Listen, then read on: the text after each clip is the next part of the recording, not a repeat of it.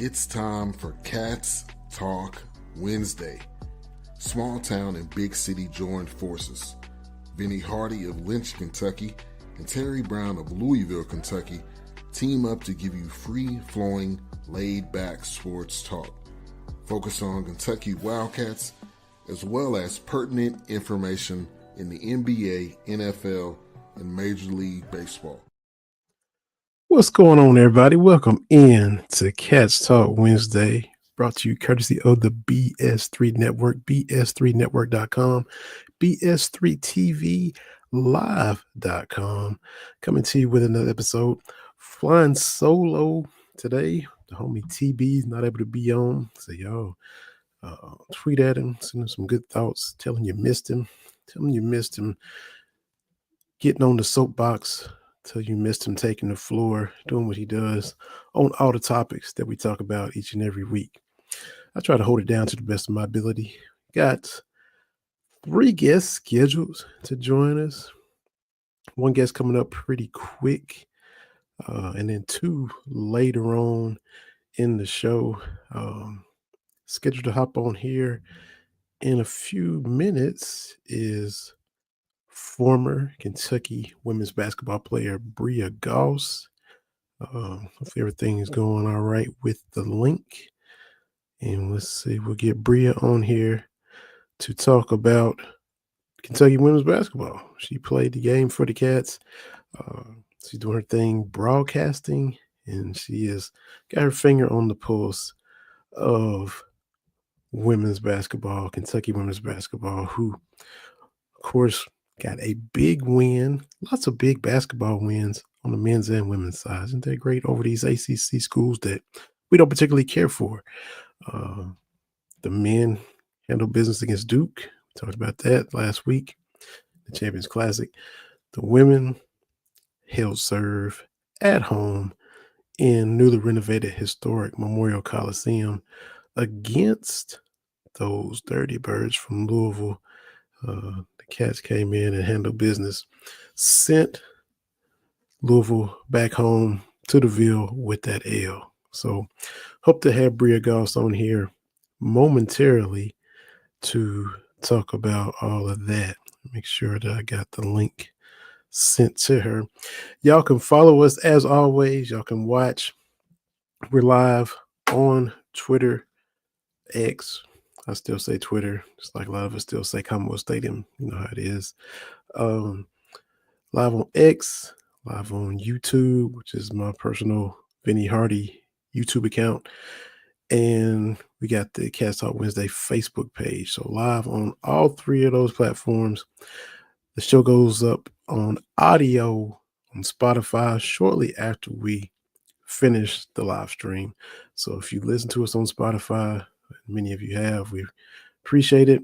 Feel free to rate us on Spotify, click the little 5-star or whatever platform you listen on. Several podcast platforms out there where you can get our show, and leave a review, rate us, all that good stuff. And we would definitely appreciate it. Bear with me as I might have to produce on the air and try to reach the guest. And just as soon as I say that, our guest hops on from backstage in the BS3 Network Green Room as we speak. She was Miss Basketball in the state of Indiana, SEC Freshman of the Year for our beloved Kentucky Wildcats. You can hear her broadcasting games now and doing a wonderful job of that. And she's kind enough to hop on a podcast when somebody she didn't even know reached out to her. Talking about none other than former Kentucky Wildcat Bria Goss. Bria, welcome to Cats Talk Wednesday. How you doing this evening? Hi, I'm doing well. Thank you. Thank you for having me on here. I'm so excited. Can you see me or I cannot. okay, hold on. I'm in my car. Hold on, let me see. Oh, okay. Okay, there we go. There you go. Man, Hi. hey, appreciate you. Appreciate mean to have you out and about and having to stop what you're doing and all that. No. So my little cousin had a scrimmage game, so I was like, okay, I'm gonna come watch it for a few minutes and then go. But The support is real in the Goss family, so I had to make an appearance. That's it. Because when you was the little cousin, there was people stopping what they was doing to watch you, Exactly. right? And they were. That's what it all started. We didn't have, it was really just my immediate family growing up here in Indiana, but there wasn't any games that my parents missed, and if my little brothers and sisters and things. So it was always been a supportive. And it stuck with you, right? You It don't did. forget that. You It don't forget. did. It did. It was good. Now you mentioned you from Indiana. I mentioned it in the Yeah. intro.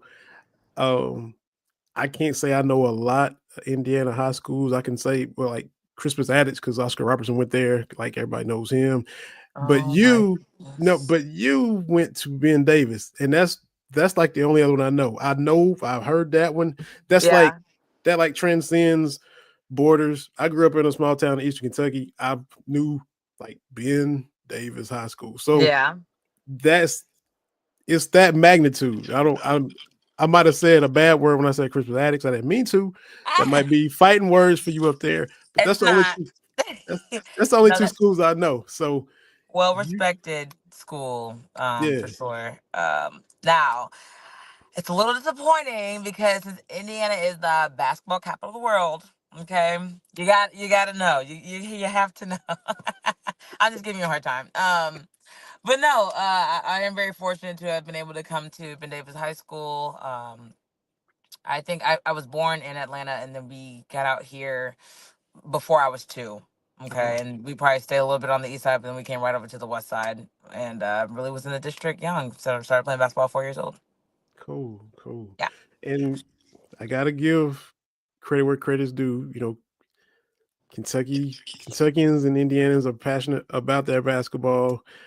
Uh, my first time really going into Indiana, I was probably 13 or 14. We had some friends from Kentucky that have moved up to Gary, and one of the friends was getting married, so we were going up to Gary for the wedding. And as we're Mm, driving through rural Indiana and on the interstate and seeing the outskirts and the smaller parts, I'm like, man, every barn has a hoop on it. Yes, it does. I'm like they they take their basketball as seriously in Indiana as we do in Kentucky. I was like, okay, Indiana, I respect that. And of course, Yeah.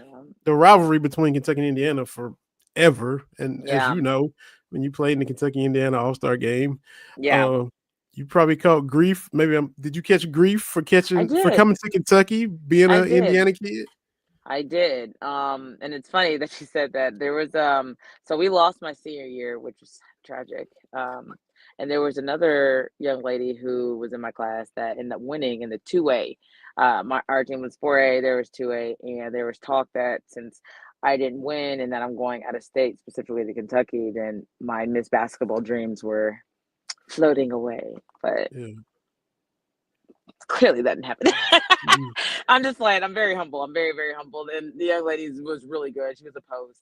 I don't know if she's still playing right now, but I did get a lot of grief. I also graduated with Marcus Teague and grew up with him. And he caught more grief than I did, especially on the men's side. They really don't take that lightly. So he actually got booed at the Indiana All Star game, home and away. So that was kind of interesting. But Hmm. yeah, they caught grief. Hmm. Yeah, yeah. So you know, I was gonna definitely mention him as well Yeah. because right, y'all right there in that same, like you're doing the same thing. The old Yeah. head, you know, Cal Macy, who's from Indiana, went to Purdue and then transferred to Kentucky. I think on the '78 championship team. That's another guy. Hmm. Uh, Roger Hart Yep. from Indiana. So Yeah. quite a few to come down here and make that trek. So Oh and yeah. obviously your Miss Basketball dreams, you thought they were floating away, and you snatched them right back. You And know, I was very blessed. I was very, very blessed to have had. I think that was just, conversation. Um, because people were upset that I was going out of state. They were like, okay, well, it doesn't have to be, IU. It can be Purdue. It can be Butler, and it's just like that kind of thing happens. It happens in Kentucky too. When it this, does. you know, everybody was hoping. Reed Shepard just was here, and he's with the Rockets now. But it was, is he gonna go to Kentucky? He won Mr. Basketball, and that it happens down here too. Everybody hopes that you stay home and Yeah. represent your home state for sure. You just have to go where you feel most comfortable. And I, at the time, Kentucky was definitely that for me, and I didn't take it lightly. So it's good. It's a good decision. Yeah. So you came down, played for Coach Mitchell. First of all, how fast does it? I mean, it's been a decade since you left. How fast is that going by? So fast, like literally a decade. I graduated in 2015, and I still remember vividly so many different things. Been playing overseas, so it doesn't seem like. And I'm a serious person, like when it's time to be serious, but I'm very childish too. So I'm thinking like at my age, when my parents were my age, they were 2, almost 3 kids in with a house, and I'm just over here like basketball. Hey, ride as long as you can. That's what you got to do. But it was just it has been 10 years, but I know a lot of things that Coach Mitchell taught me is still, very much instilled with me and who I am today. So would not change it for the world. So what was the recruiting process like when you end up picking Kentucky and Coach Mitchell? Yeah. And how did that go? What stands out about that? Their style of play was the thing that did it for me. They were scrappy, pressy, fast-paced, up and down, athletic type of team, and that's exactly what my high school was. And so I really wanted to play like that. And there wasn't a lot of teams that did. I mean, there's not a lot of teams that pressed. And a lot of people are like, well, why would you want to press? And that's just, if you got it, you got it. If you don't, then you wouldn't understand. And so for those who did, I mean, we were a group that just kind of made up our minds that that's what we wanted to do. And we went on and executed it. So it was fun. Yeah, a lot of good teams that you were part of too in your time. I can tell you. Yeah, it was hard. It was a hard decision, and it was hard to kind of feel out like how to make my decision too. I think, I think there was a lot of teams that had nice facilities. There was a lot of teams that had nice academically. There was a lot of there was so many things. I was like, how am I supposed to choose? But then I found it. So it was the right decision. And now, I mean, in the short time since you have graduated and moved on, like facilities used to be the thing. Now that's not even as big a factor anymore. I mean, you got NIL and you got, a whole bunch of other different stuff that kids probably look at now before you think, oh, what's the facilities like? Or is that the case? Or you think facilities still carry a lot of weight? Well, only on the count of they're still, redoing and all these facilities and things. Like UK just got a brand new one. They got a brand new gym. They got a brand new film room, a brand new locker room, lounge area. Like all that is brand new. So I'm guessing you still gotta compete with everything else out there. But does it matter to the athlete as much? I don't know. I don't know. With everything that's going on and with how much money that you could possibly make. Yeah. I don't know. So much has changed. So much has changed. And Miss Basketball in Indiana, if you're coming out now, you would have, or if those rules were in place back then, Bria Goss would have commanded a little something, I would say, right? I would hope so. I worked really hard. Yeah. I think that my character, speaks for itself. I think people typically like me, like working with me. So I would hope in that direction, but sometimes even if they didn't, I could have still found the beauty in the amateurism and in competing at a high level and competing with some of the best girls in the country. But it would have been nice to get a little paycheck on the side too. Absolutely. Would have been nice. So you mentioned historic Memorial Coliseum, $82 million renovation. What was it like the first time you stepped back into the place where you called home, the place where you laced it up and saw all the changes from the joint from when you were there? What was it like stepping back in there? Whew. So I went and I hosted Big Blue Madness, Yeah. in October, and that was the first Mhm. time I got to see the facility. And the first thing I noticed was there was air conditioning, and I just, I was like, I didn't know I could do this. Like, this is always a choice. Like, this is crazy. But it was beautiful. It's beautiful. It's shiny. It's new. It smells good. It makes you excited about wanting to play there, wanting to play in front of your fans. And hopefully people get to the games to see and enjoy in that place. I think that it still holds like um, memorial and like everything it entails, you know. So I love it. I love what they did. I think it was really creative how they got like some of like the old benches and stuff is a part of the wall.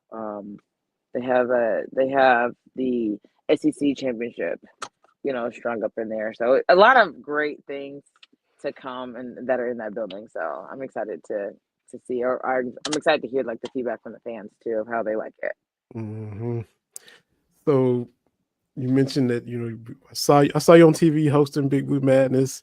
You got Yes, your the communications major, and that shows just because you're on the broadcast with Noah for the Louisville game. So yeah. yeah, we see you out here, Bria. We see Well, you out here. listen, that's definitely so. I've actually so broadcasting is definitely my passion. I love being the color analyst, just breaking down the game. I wasn't too big into coaching.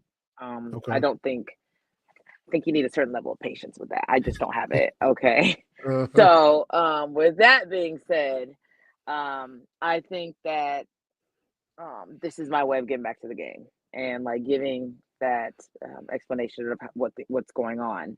So, the last 4 years, I've been with Indiana Fever doing broadcasting, and I was freaking out overseas because I was trying to figure out like how I was going to start getting experience with broadcasting. If I'm over here, how am I going to do this and the other? Well, Samik Catchings referred me. I actually got Mm. a training camp with the Fever. Was networking connecting while I was there. Ended up getting cut, and the next season, Samik Catchings heard that I wanted to get into that, and that's just kind of what it was. So I've been doing that and getting the experience. And so when Kentucky called me, I was super excited because I remember this game so vividly. And I was 4-0 against Louisville, never lost a game. Um, Has to be um, said. It has to be it, said. big L's down, okay. Uh-huh. But no, it was so now being on the other side of it, I think that was a really cool experience. I was able to rewatch that game and kind of hear myself and kind of I'm a big critic on myself, but just kind of the enjoyment of the games and it being a sold out crowd and an overtime win. It was a dream. So that was a lot of fun. So let me ask you this. And you're not the first to have to do it. I mean, we see Kirk Herbstreit went to Ohio State and he'll have to call their games and so forth and so on. Was it hard to be Yes, objective yes, it was. calling the game? Yes, it was. Yep. So yep, I had to fast forward to some parts. I didn't want to be overly biased, but my God, yes, it was. So, and you have to understand there is no hate, right? There's no hate. It is pure competitiveness, and we went in that game every time. Like we were excited. We were every time it was like Louisville Scout, like we were ready. It was a whole different focus. Um, and our coaches, expected something of us. Our fans expected something of us. We expected something from each other, and we went out there, and it was a dogfight. It was a dogfight. So that's why I was like, it was one of the best rivalries um, in the history of the sport or of any sport. Just it's a big thing. So me having to make nice. Yeah, and I was times I've been credentialed get to cover the game from time to Mm, time, not on full time like everybody, all the beat writers, but yeah, you got to put on a different hat. You're not just you going as a do. fan. When you get in a press box, you got to put your hat on where you can't cheer. You do. You got to be Mm, quiet. You got to have mm. etiquette. You got to do all this kind of stuff, and it's a whole nother. You gotta A whole change your level of whole thing. professionalism Yeah, where that you as a they did. They just didn't say that. They didn't cover that. I guess. I, Oh, I didn't really. I watched it, and then it was up on YouTube. I rewatched it again. There's somebody I forget who it is, but they post all the games on YouTube, so I go back and watch them. okay. All And right. I didn't really catch you like you being leaning blue, even though you're probably fighting it. I felt you Mm-hmm. you kind of stayed down the middle. I was like, is she doing her thing? Yeah. Calling the game because first of all, it's Kentucky Louisville. Mm-hmm. Memorial Coliseum is hype, brand new, and Mm-hmm. then you got Amari Berry goes nuclear for Louisville and is just busting Ooh. threes, and so you gotta give her credit, and you Yeah, can't you just do. you know Now, I will say, I will give credit where credit is due. It was so individually, I can say, "Oh, bury this," right? But when I say, "Oh, that was a great ball move by Louisville," I'm like, okay. cringy. It was though. Was though, but Oh man. that was cringy. But no, yeah, I have to hats off to that young lady too. She has a bright future. Along with, I mean, that was 9 freshmen. That's a hard task. So they have some real good potential if they decide to stay together. Though that's the thing. That Mhm. transfer portal is lethal. Yeah. And sometimes you got to start from ground zero because people are so ready to leave out. So Mhm. I will definitely be keeping up and checking in on that group because they could really do some damage here in the next year or so. Yeah. So enough about them. Let's talk about these cats. Let's talk about the cats, Kenny Brooks, and this. Oh, yeah, enough about them. That's funny. All right, go ahead. I'm listening. Like brand new coach, brand new Oh team for the yeah. most part. Mhm. Friend of the show, Cassidy Rowe, who was a hop and a jump from where I grew up. She is a holdover. She's like a veteran and been Yeah. there. New players, Georgia Amore, Kenny Brooks, Mm, Clara Silver, Clara Strack.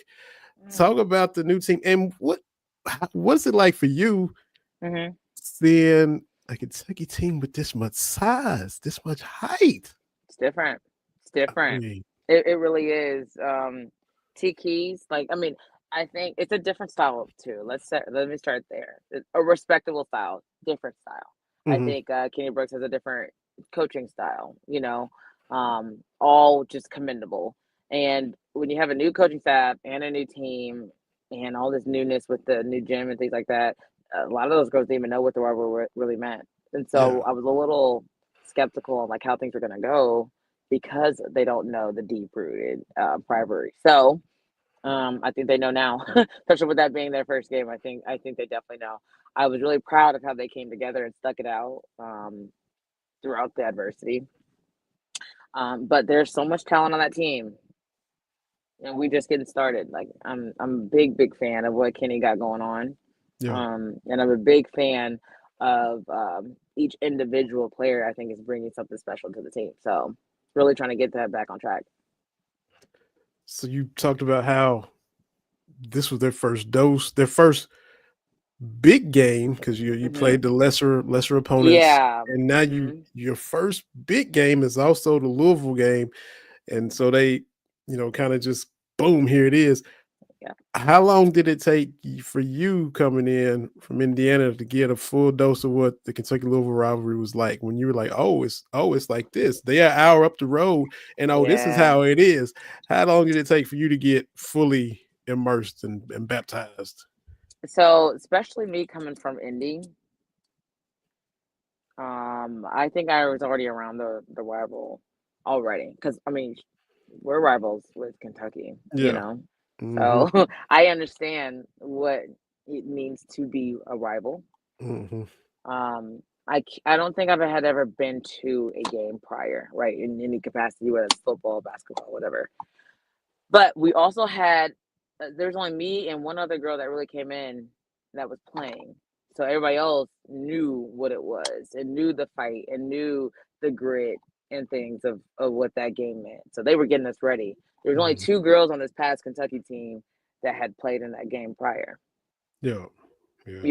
and that's hats off to them, but that's just not enough.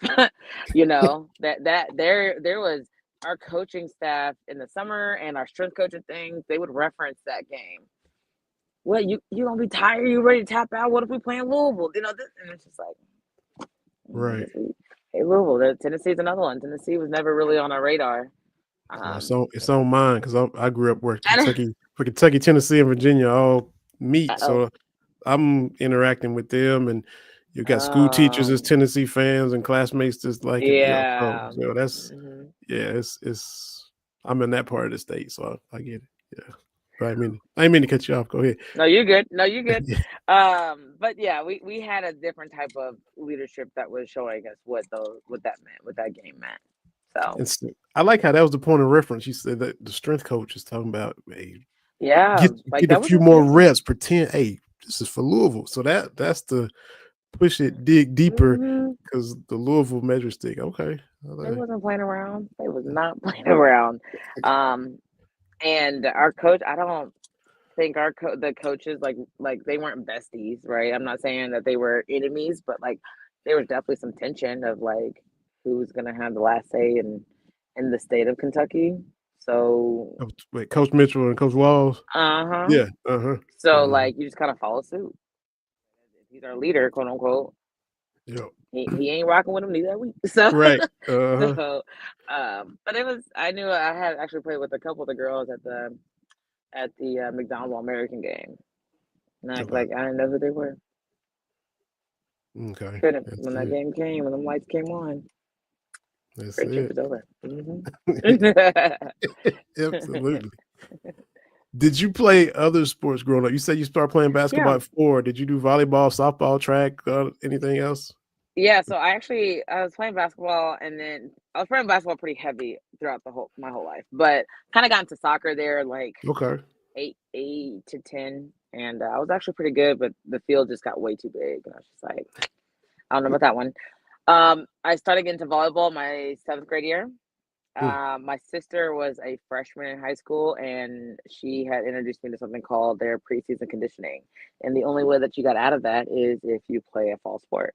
So I picked up volleyball, and I got really good at it. I was a 4-year varsity letter, so I mean, I was I had caught on pretty yeah. quickly and went to the camps, and that was a lot of fun. I really enjoyed volleyball. Honestly, if it wasn't for basketball, I would have went for volleyball.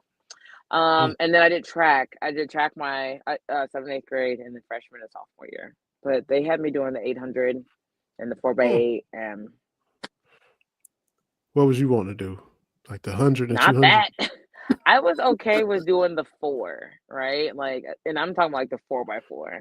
My Okay. sister was a big high jumper, and I did high jump in 7th, 8th grade, and then I went to my freshman year, and they worked with me that first week, and then they stopped talking to me that second week. I was like, message received.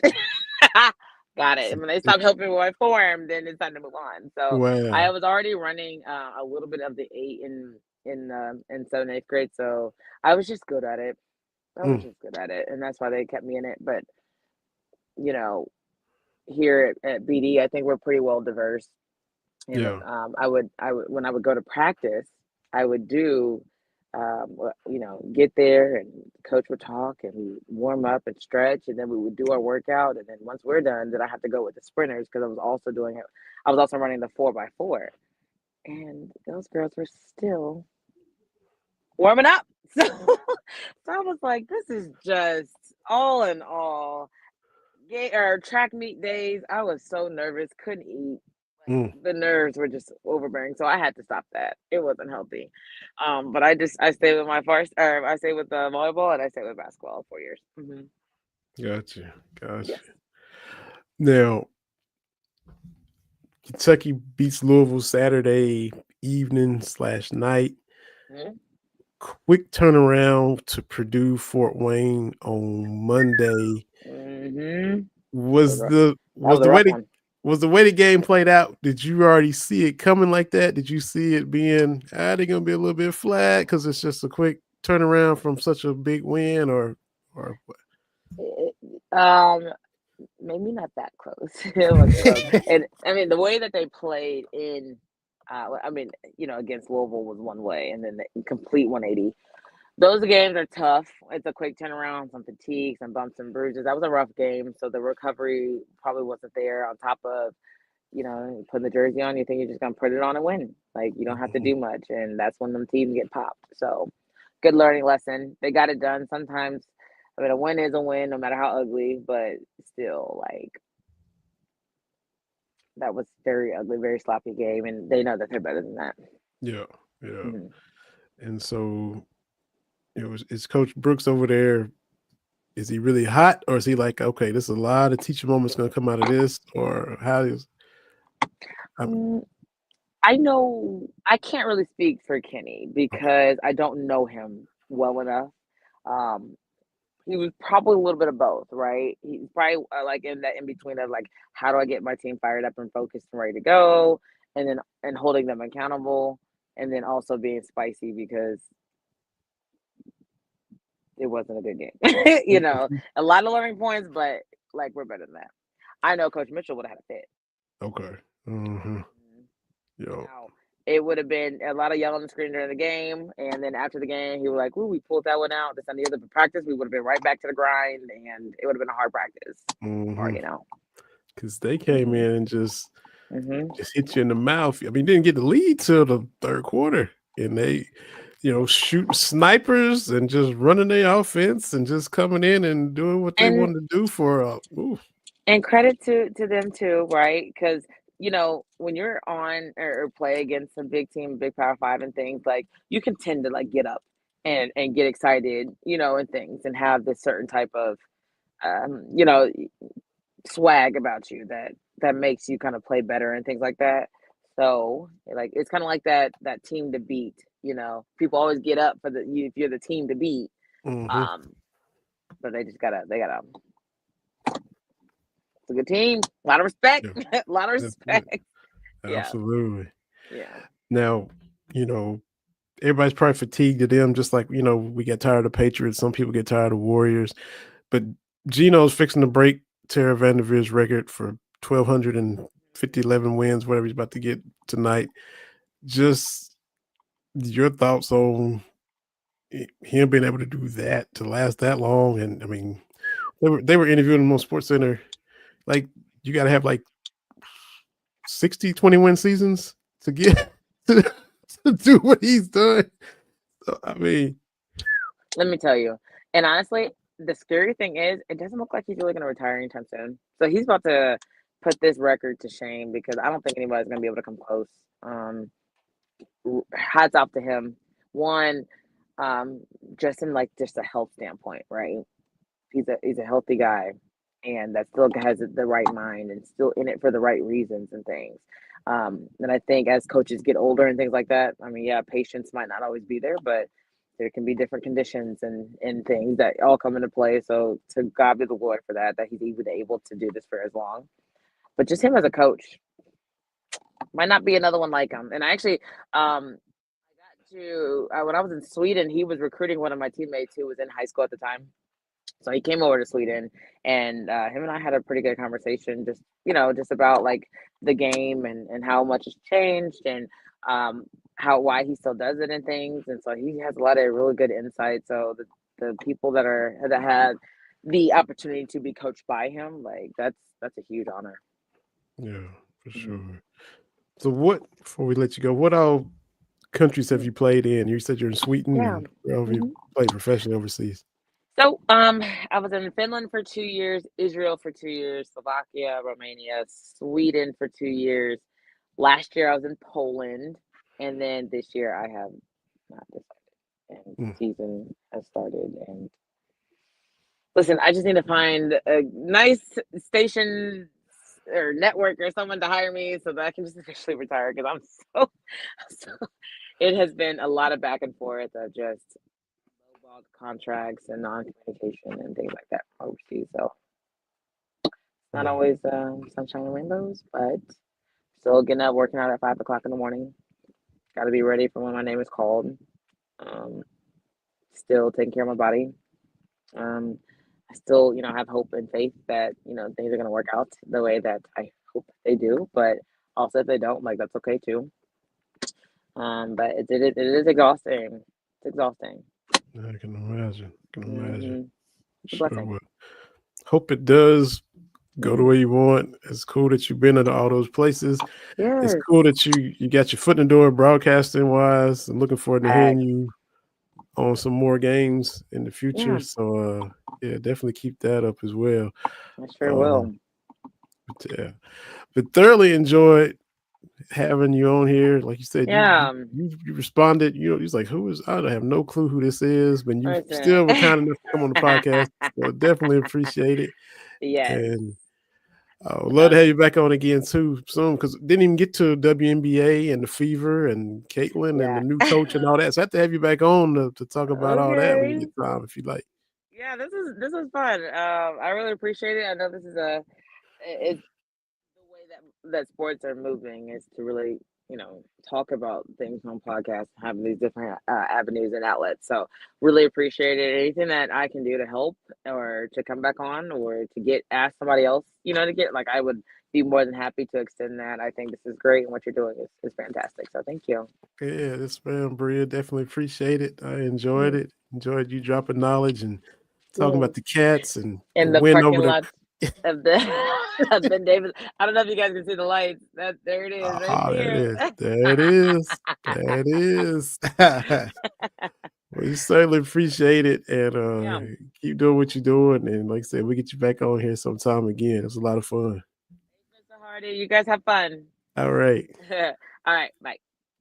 Former Cat Bria Goss. We talk Kentucky women's basketball, the win over Louisville, staying objective while she's calling the game against Louisville, her future overseas, all kind of fun topics. So y'all definitely follow Bria and check out what she's doing. So we got one guest down. We got two more guests backstage, and they are here at 7. So we definitely appreciate that. So, and waiting patiently, we have an author. We have Scott Brown, who is writing the book, The Reggie Warford Story, and we have Miss Marisa Warford as well, both joining us this evening. How you all doing?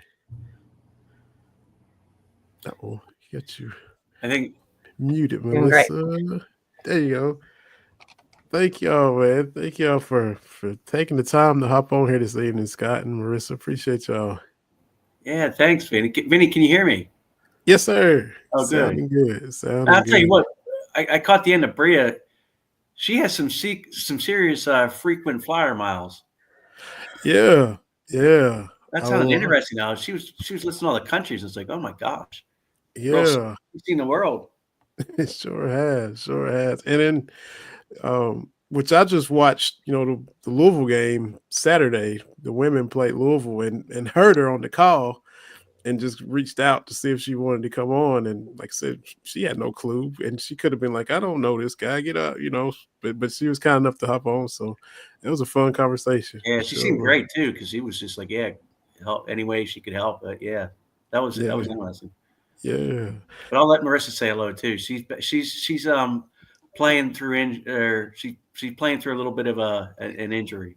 I have a horrible cold. I just woke up this morning, so I might sneeze and all kinds of good things. So I apologize ahead of, I did not want to miss the opportunity to talk about Reggie in the book. But so if I go off mute for a few moments, it's simply because I'm sneezing. That time of year is starting to get cold, and those bugs and little stuff tries to fly around, and yeah, for sure. So appreciate you fighting through, being a gamer and hopping on here anyway. But so the book, The Reggie Warford Story, Scott, you wrote it. Miss Marisa, you said that you were going to kind of take a back seat to Scott and kind of be quieter and all that. I don't know Scott. I just met him, but I'm sure I can speak for Scott. You can have whatever role you want. If you just want to tell us to hush and you talk the whole time, it's however you want to do it. That's what we're gonna do. Yeah, that sounds good.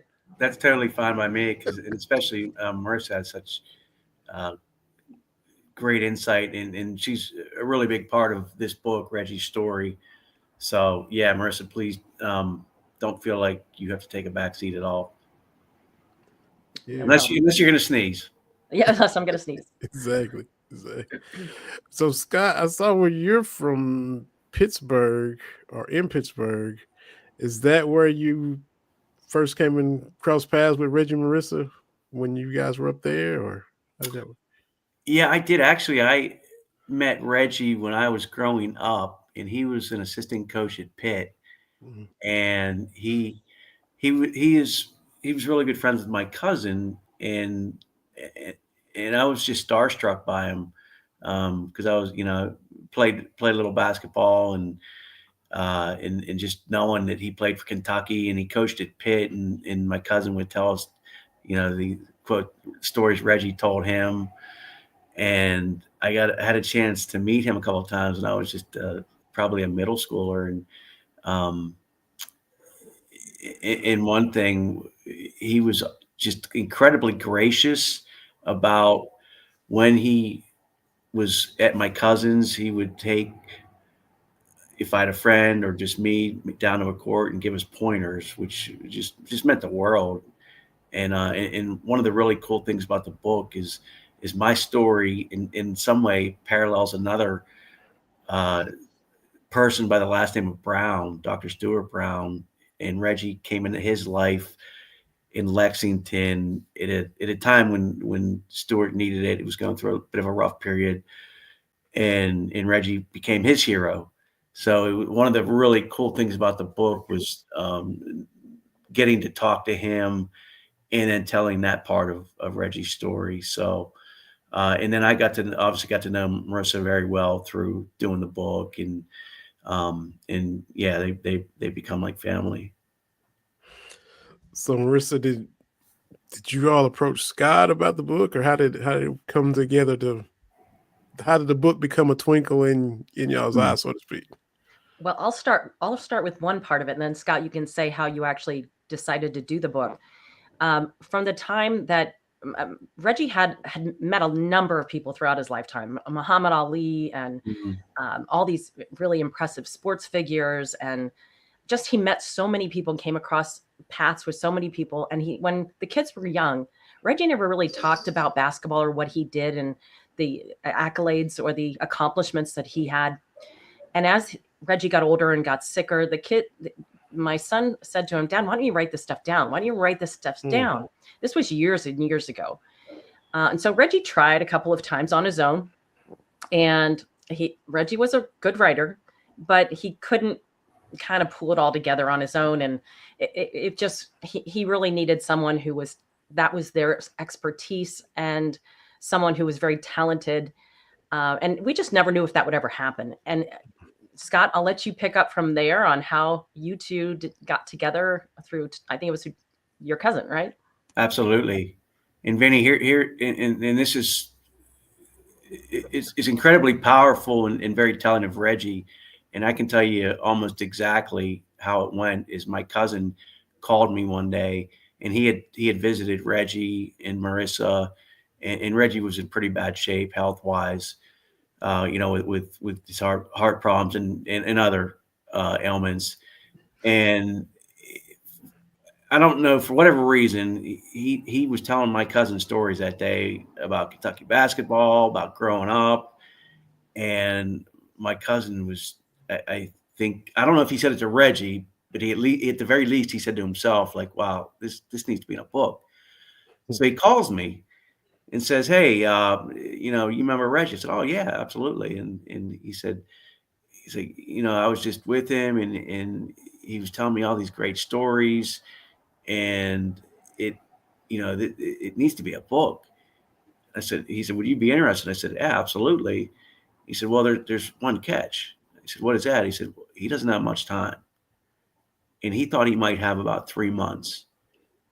And from the time we started working on it, I think he lived another 3 years. Marissa, you can attest to He that. did. He And did. He was such a fighter. I mean, he got COVID and lived through that. I mean, in Marissa, there was a time, I think maybe probably about 6 months before he passed, I had gone to visit, and we were doing book stuff, and you can tell this. I mean, you guys were picking out headstones, and I mean, you were preparing for the end. And I mean, it's just, like I said, Vinny, I thought I might have 3 months and talk to Reggie and then try and piece everything together sort of after he was gone, through interviews with Marissa, his sons, Grant, Tiger, his teammates. But I mean, he fought for 3 years And so this book is the one thing I'm very confident of about it is it's very complete as far as it being his story. Mhm. And Vinny, I don't know if you know this, but Reggie had some heart issues when he was at University of Kentucky playing. And then he ended up ultimately having a heart transplant, which led to the need for a kidney transplant, which ultimately he was on oxygen. And like he had a number of significant health issues, and he's just such a fighter. And the one thing about Reggie was he was a phenomenal storyteller. You could not argue with him because he remembered details, every single detail. I mean, we would have an argument, and we really didn't argue much, but we'd have a disagreement. And of course, I was right, but he remembered all the details, and so I couldn't even argue with him because he would go back 10 years and say, "Well, you said this, and you did this, and you went here, and you wore this," and I was like, "Oh, you're right. I can't argue with you." He just had such. Oh, he was a phenomenal storyteller and remembered everything. So it was a lot of fun.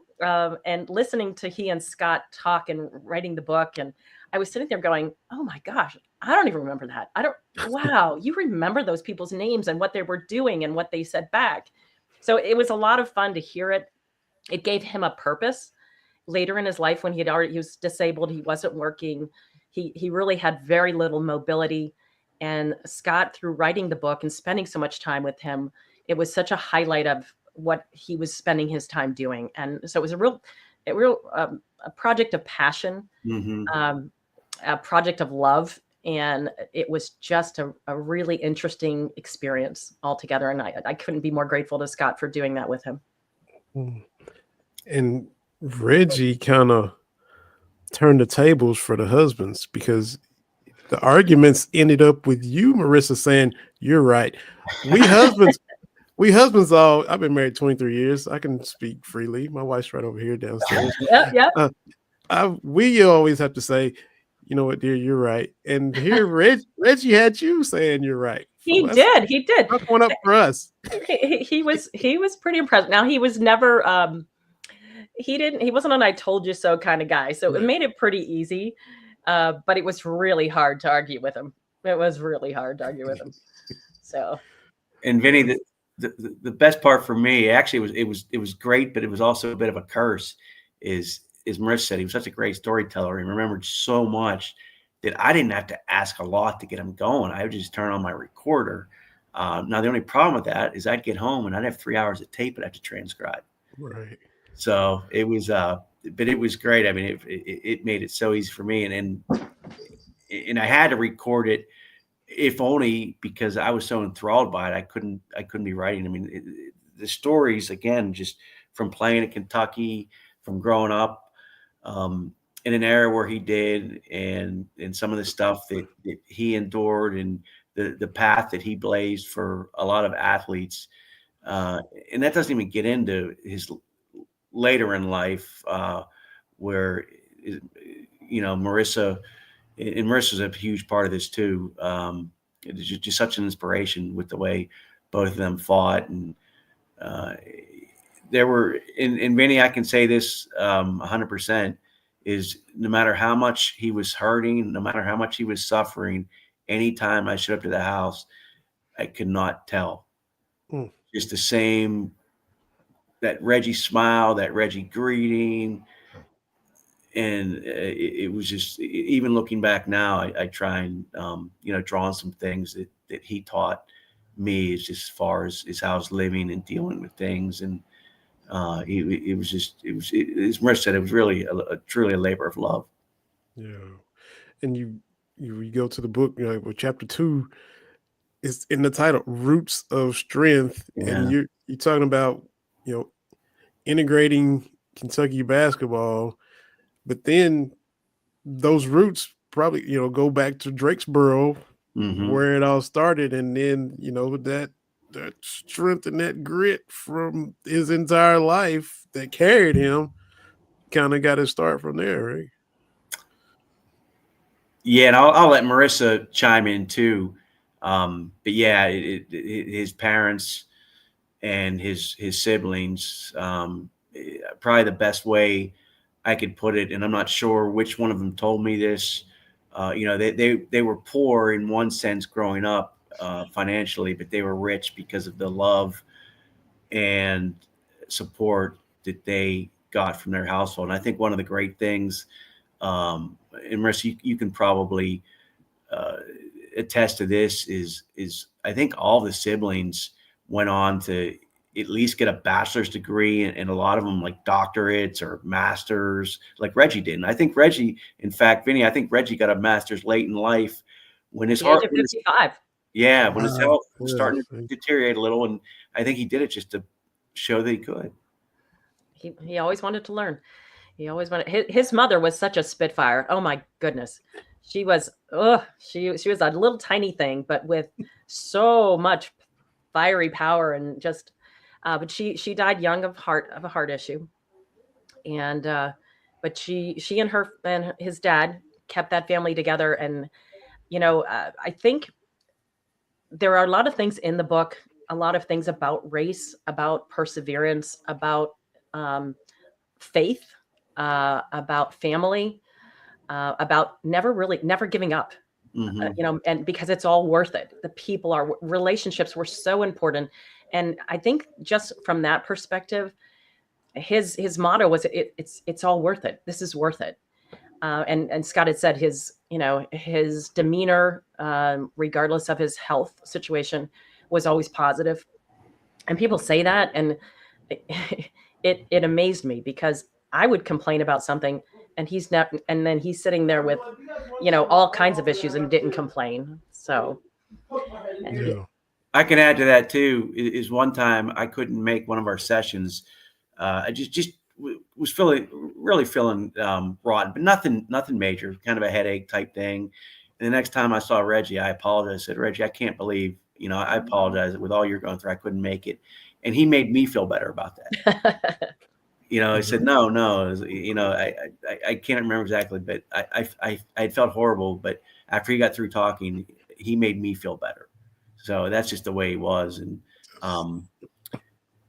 and it's just, in fact, in one of the roots of strength, so one of the reasons my cousin was so enthralled by Reggie's stories is where they grew up, and it's in Vinny, I'm sure Drakesboro is very rural, and Reggie had told him the story about how his mom would how that she'd cook a chicken, and how she kind of grab it by the neck and twirl it, I guess, and the head came off, and in the pot it goes, and my cousin was just so like fascinated by that, and thought that was the greatest. So that I definitely remember him telling me that story. Is like, yeah, among the stories of why we need to write a book about a little Spitfire twirling a chicken around. Now, Vinny, something I don't think many people know, and I don't think it's in the book either. The last several years of Reggie's life, he only wore Kentucky gear. He did not wear anything that wasn't UK. It was it was wild. I mean, my son inherited a lot of UK gear, because he had sweatsuits and T-shirts and long sleeves T-shirts. He had everything Kentucky, and that's all he wore. He just really felt very connected, and has still had some amazing friendships, and so many people in Lexington still to this day are so close. But they were lucky. Excuse me, that's Tiger. My son, Tiger. Hey, Tiger.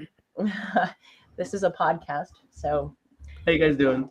Hey, good, man. Glad you popped in. Good to see you. So I think the UK connection was so important for him, and it really it helped him stay connected with so many people, despite some of the challenges he had while he was there, and despite wanting to leave while he was there on a few occasions. Like I said, even Coach Hall and he became so close, and to the point that even when Reggie was really sick, we had to go to Coach Hall's funeral, just because that was such an important. They were so close. So, But yes, he had a complete wardrobe of UK gear.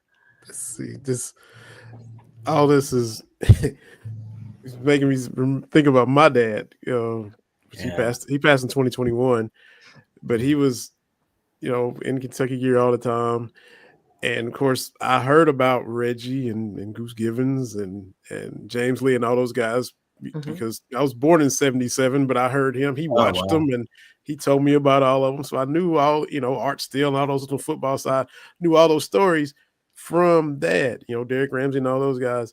Oh yeah. And I'm from rural Eastern Kentucky. I'm from Harlan County, about 4 or 5 hours from where Reggie's from. Okay. But my dad talked about his mom, little Spitfire, my granny, 4'11".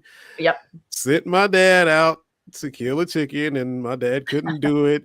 Didn't have the heart, and he's out there goofing around. And Granny's like, "Look, we gotta get some dinner." And she comes out there, and she either wrung his neck or took an axe and just chopped his head off. Like, what are you waiting on? What are you goofing off for? Same situation as Reggie's mother. Didn't realize you were poor, but you were rich. Didn't know what you didn't have. All that whole vibe. The exact same situation. It's crazy.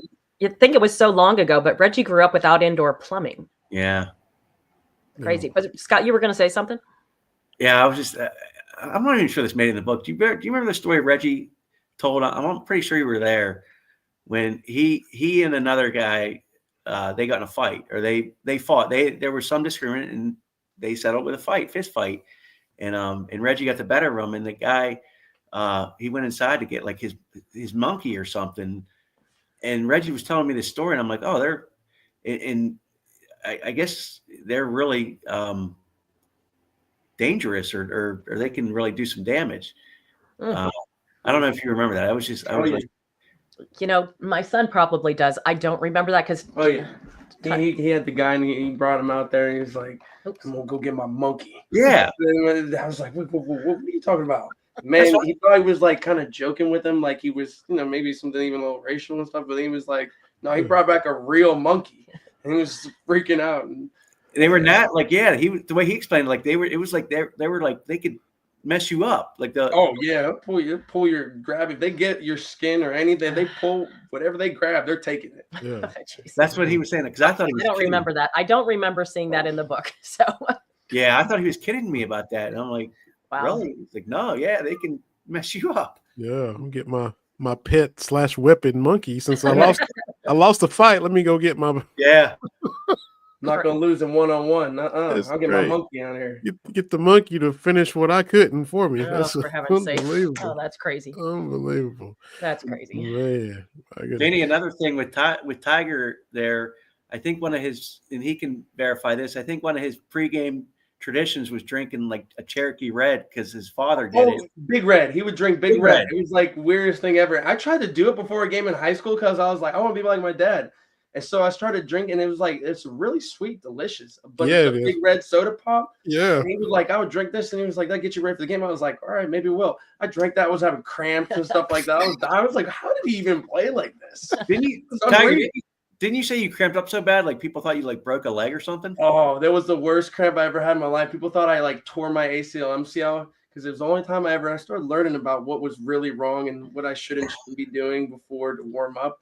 And, the Big Red was definitely not a great key factor.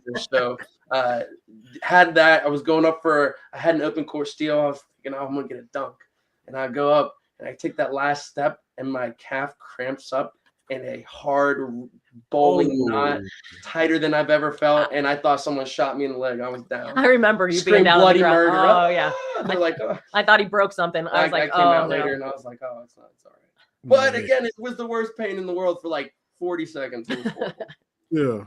Yeah, absolutely. A vicious cramp. Anyway, Big Red wasn't my go-to drink after that. Moral of the story: don't drink Big Red before you play Honestly, basketball. soda would be 50-50. I'm going to say soda pops a 50-50 before play. Yeah, it's sweet and delicious, but just not game day drinks. Not game ready, not the right electrolytes you need. That's right. Man, Big Red though. That's good stuff. It really is. But we need to get a little Big Red sponsorship for that little segment we just did. Right. But you guys, like you talked about how just the fight, just the grit, and just that effect he had on everybody. He had all y'all feeling better and uplifted no matter what you were going through. You talked about you had a headache, Scott, and then Mhm. you left feeling better and just uplifted. They had him back as the Y at Rupp Arena. What was it like leading up to that? What was that evening like, or the hours before that like? Reggie loved UK, and he obviously was a part of UK basketball history, as well as just he was so supportive of the team and anything they were doing. He just loved it, and he knew that the fans are just out of this world. They're just beyond uh, comparison to other fans that I've been around. So for him to be out there and to be a part of that and be welcomed back at what his age and his health status, it really meant a lot. It meant a whole lot to him. That's all he ever talked about, especially before he was getting down there. He everything that kept him alive was honestly UK basketball, the fans, every letter or message that anybody ever sent him, he always would read, he would respond, and he'd have, I mean, his memory was unreal. So, I mean, I know you guys I already know, told you that, yeah. He could remember everything, Everything. specific plays. So he'd be like, I don't even remember shooting. Oh, well, yeah, we did. Wow. Yeah. Right. And very one thing with Tiger here, Reggie was an absolute basketball purist. In that, I mean, he played on the biggest stages, coached in Madison Square Garden, and yet one of the stories that brought him to tears involves Tiger when they were in AAU. Tiger, you were probably early middle school. It was with the Hollands, and Reggie told me about the like it was like a multi overtime game. You guys won, and Six overtimes. Six. Yeah, that's it. Okay, yeah, and Man. and how close they were, and he. I remember him. I can specifically remember this, is he had tears in his eyes and his voice got real soft, and he said, "Don't get no better than that." When just talking about the love of the game, the guys love the game, their love for each other, how they had stayed in contact. So I mean, he just, and I think maybe I wrote is God, family, basketball, in that order. That was Reggie. 100%. I mean, he lived for that, and there was nothing more that kept him alive and moving than keeping up with, the connections he made through basketball, guys that he touched, or that, even for a day or a time, or a kid he taught to shoot that came back. And, somebody saw me, I was at the UK game that you guys were talking about earlier for the recognition, and I was wearing his warm-up from back in the day. And someone's like, "You're Reggie's son." I was using the restroom. I was like, "Yeah." And he's like, I watched your dad as a kid. I looked up to him when he was playing. I was like, and for me, it was cool because it was like, even in that moment, it was the biggest, thing to be able to just say thank you, because, he wanted to thank me for my dad just being who he was to do what he did for UK basketball. And he would have never have done it any other way. He loved every bit of it, every fan and every person. My last thing I asked him is, do you have any regrets? Do you have anything else you want to tell me, or that you have to get, he's like, he talked to everybody he wanted. He sent his love. He never wanted to, have any regrets or to go out without having that comfortability, knowing that, he loved everybody, and he was a godly man.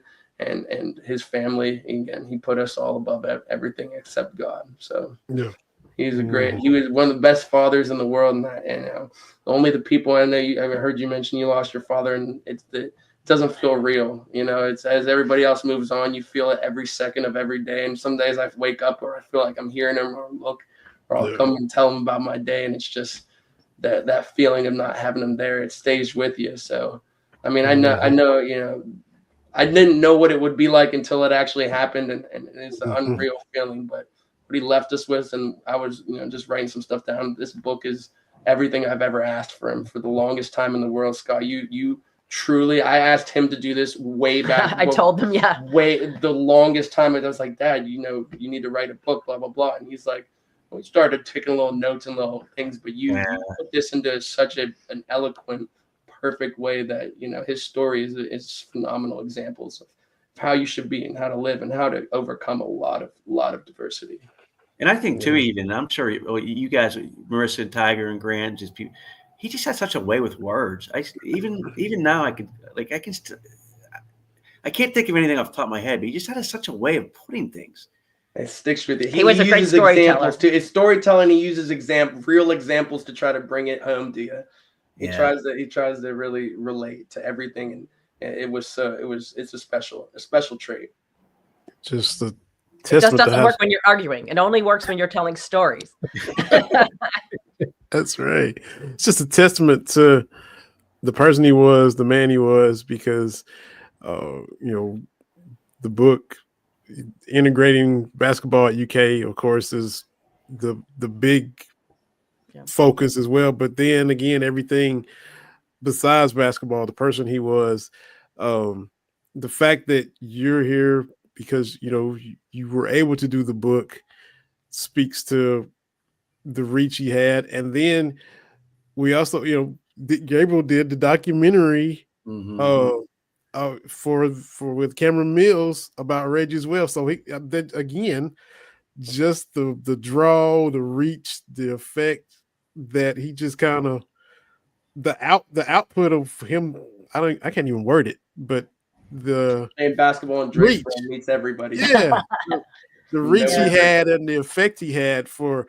Okay, y'all are gonna do a book. Well, he's got a documentary from that just kind of shows the effect that he had right there.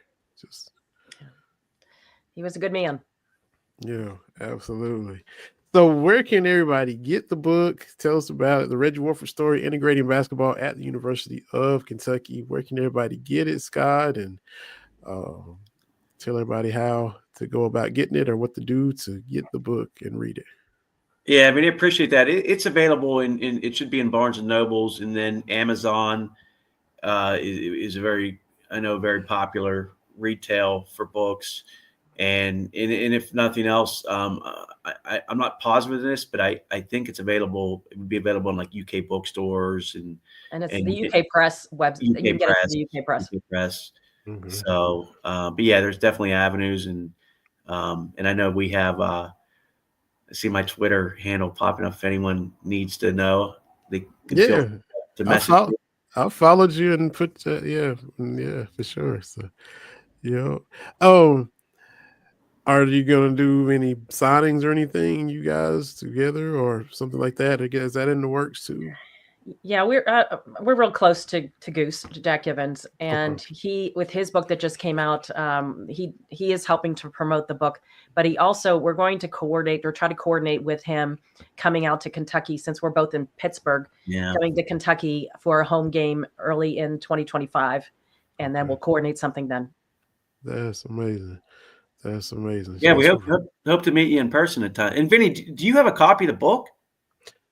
I need to get a hard copy. I got a little digital, some excerpts. I need to get a copy for sure. We can take care of that.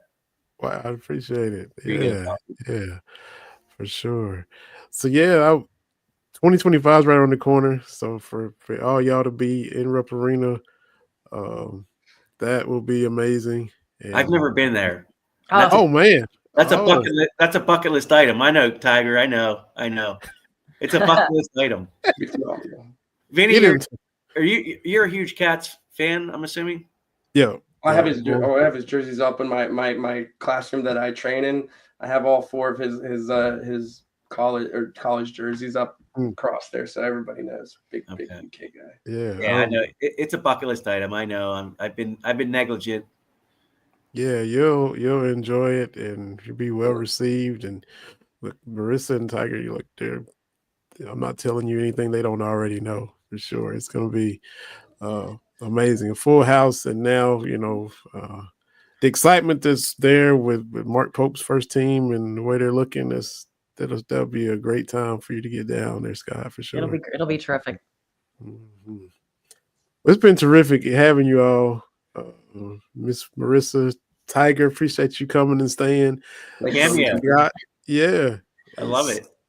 Scott, you writing the book and compiling all of Reggie's stories and thoughts for everybody I mean, just appreciate all y'all so much for taking the time to come on here and talk about it. Thanks for having us, Vinny. Absolutely. Yeah, Vinny, Enjoyed it. can't thank you enough, and really enjoyed it, and always love seeing these guys. So Tiger, thanks for making the cameo. I thought that was Thanks for letting me be a little pop in here. I just overheard and gets me all giddy. Yeah, man. Best thing in the world. It means the world to me to even just talk about them. I love it. Keeps them around, keeps them alive to me. Absolutely. Well, thank y'all so much, and enjoy the rest of your evening. And I just really, really appreciate it. Thank y'all again. Thanks so Thank much. you. God bless you guys. You too. Y'all too. See you guys. Bye-bye. All right. Bye. Got Scott Brown, Marisa Warford, Tiger Warford, talking about the Reggie Warford story, integrating basketball at the University of Kentucky. Of course, Reggie played from 72 to 76, and that's just a few short years after Nate Northington integrated the entire SEC on the football side in 1967. Of course, like I told them, I heard all the stories that my dad had told me about Reggie, Derek Ramsey, all those guys, and how it took a little longer than it should have for things to get integrated at Kentucky. But Reggie played a humongous role in that. There's the famous run of games he had in the NIT.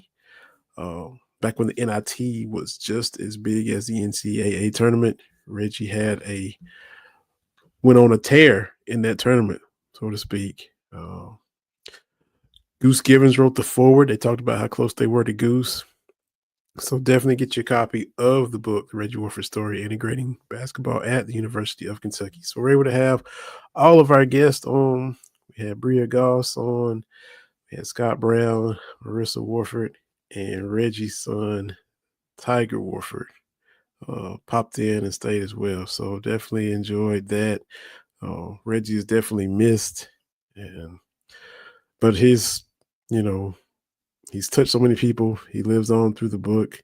And so good that Scott was able to compile all of his thoughts and all his words. So appreciate everybody hopping on, and it made for an enjoyable episode. Hope you all enjoyed it. I enjoyed bringing it to you. Was flying solo, but you didn't have to bear with me by myself for long because we had 3 great guests. We were able to listen to them, to Bria, Scott, Marisa, and Tiger. So we'll be back next week. Kentucky will go down to Texas and take on the Longhorns in football Saturday. Got a basketball game on Friday. So get out to Rupp Arena again. We talked about going to Rupp Arena with Marisa and getting Scott down there for his first time. It'll be Jackson State coming to Rupp Arena this coming Friday. So you want to see Kentucky continue to handle business. They had more time off between games than the women did, but they did not have a letdown after beating Duke. They took care of Lipscomb last night. And, Mark Pope talked about how they don't even really get concerned about letdowns. Their mindset is just kind of keep it moving, and that's what they did. They handled business. Jackson Robinson got on track, so that was good to see. From a scoring standpoint, he's still been playing well in other areas, as you hear Mark Pope talk about, defensively and his impact in other ways. But able to see some shots fall, see the ball go through the net. Lamont Butler was in his bag. He scored at all levels, letting you know that he has been working on that 3 ball. So it's good to see that as well. So a lot of fun. November 22nd, Friday, 7 o'clock, be the next time they play. Cats at Texas. Congrats to Brooklyn DeLay on the volleyball side. She broke Leah Edmonds' record the other night to match 30 kills in one match. That's amazing. And Leah Edmonds is one of the GOATs. She was right there right before Kentucky won their title. She was on those teams where they were knocking at the door in the tournament, weren't able to make it all the way through and win a title. But she is a huge part of the success that the programs continue to have underneath Coach Skinner. So congratulations to Brooklyn. You break one of Leah Edmonds' records, you have done something. So appreciate everybody that took the time to listen. Follow on YouTube, rate on Spotify. Check us out on Roku as well. This episode will be up on Spotify and all the audio platforms as soon as I hop off of here and upload it and type it up and all that good stuff. But until next time, everybody stay safe, and we'll holler at you later. We'll have TB back next week. And we'll be back with everybody for another episode of Cats Talk Wednesday on the BS3 Network. Y'all be good. We'll holler at y'all next Wednesday.